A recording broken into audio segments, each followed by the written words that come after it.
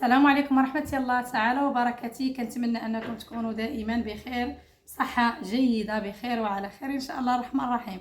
اليوم جيت نشارك معكم وصفة اللي هي فعالة وغزالة ما شاء الله بالنسبة للكحة السعال الناشف اللي كتعالجوا لينا بواحد الطريقة رهيبة ما شاء الله. بهاد المكونات هادو السحريين غزالين في علاج سعال الكحة البنات عند الوليدات الصغار عند الكبار ان شاء الله باذن الله.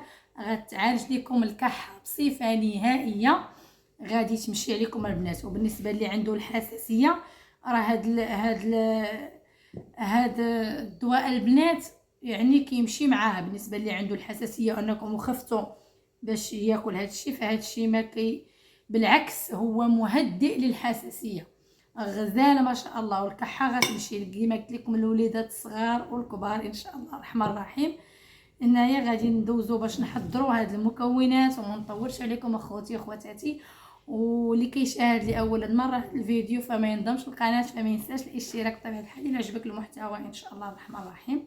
مرحبا بكم خوتي وخواتاتي اللي معايا هنايا دائما، مرحبا بكم ان شاء الله. بهذه الوصفه هذه جيت نعطيها لكم ان شاء الله الرحمن الرحيم، واللي هي مجربه ومجرباها شخصيا البنات بالنسبه للكحه اللي كتكون ناشفه لا للوليدات الصغار ولا للكبار. اول مكون كيف ما كتشوفوا اللي هو يا الليمون البنات، الحامض كله اشنو كيسميه. ها هي البنات، هي هذه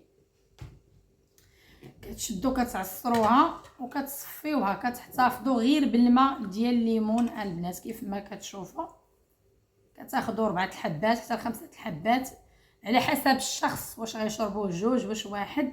4 الحبات حتى 5 كافيه الواحد انه باش يشربوا. صافي غناخذوا هذا المقدار هذا وغادي ناخذوا القرفه. انا كنت ديجا هنايا حطيت القرفه، غادي تاخذوا البنات القرفه. اللي عنده عواد ممكن انه ياخذ العواد، اللي ما عندوش عواد ياخذ المطحونه احسن. صافي كتاخذوا القرفه البنات قياس 3 ديال العواد، الا كانت مدقوقه غادي تاخذوا عشقه صغيره، ملعقه صغيره ديال القرفه. المكون الثالث اللي هو يا البنات جميل بالنسبه للحساسيه. علاش قلت لكم يقدروا بالنسبه للوليدات اللي كتكون عندهم الكحه والسعال الناشفه وعياو ما يديروا في الادويه اللي كتكون عندهم الحساسيه البنات وبلا حساسيه. هذا الدواء هذا غزال ما شاء الله. هنا غتاخذوا ملعقه ديال زريعه الكتان.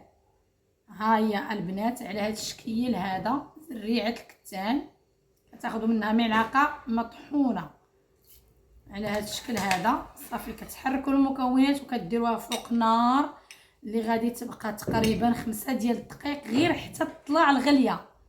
مني غادي تطلع الغليه ديال هذا الشيء صافي كيكون واجد معنا الدواء البنات.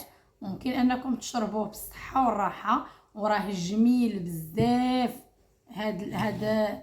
هاد المكونات البنات جميلين غزالين ما شاء الله اللي غادي يعالجوا لكم ان شاء الله.